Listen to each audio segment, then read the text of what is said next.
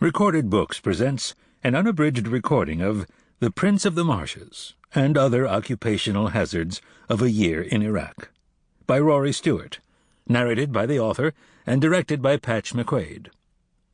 This book is copyrighted 2006 by Rory Stewart.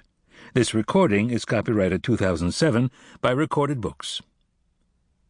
In August 2003, at the age of 30, Rory Stewart took a taxi from Jordan to Baghdad. A Farsi-speaking British diplomat who had recently completed an epic walk from Turkey to Bangladesh, Stewart was soon appointed deputy governor of Amarah and then Nasiriyah provinces in the remote, impoverished marsh regions of southern Iraq.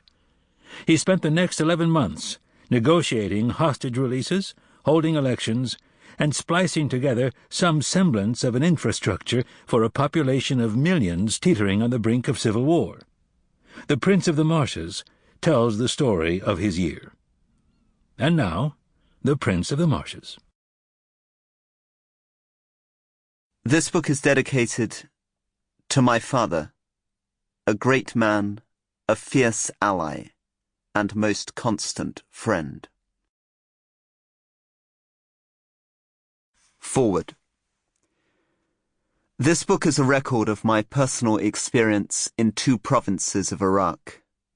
It is not a history of the Coalition Provisional Authority. Even as a description of my own experience, it is limited.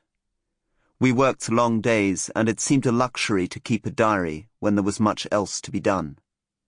I took notes in every meeting, but there are few complete transcripts of conversations, and some notebooks were lost after the siege in Nasiriyah. Much, therefore, depends on memory. Iraq remains a dangerous place, and occasionally I have felt it necessary to conceal identities. It is also a confusing place, and while I want to reflect that, I have also occasionally simplified a protracted story.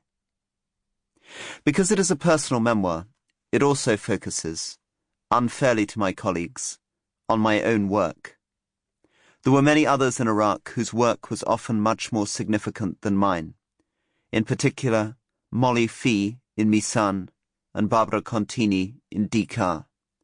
They were my superiors, and I acted under their authority.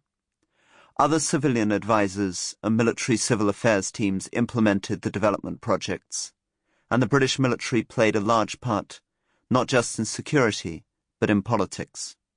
Stephen Anderson, Dominic Asquith, Andy Bearpark, Harry Boyle, Toby Bradley, Bruce Brearley. Antonio Borti, George Butler, Franco Corbani, Tash Coxon, Rashid El-Badi. Sample complete. Ready to continue?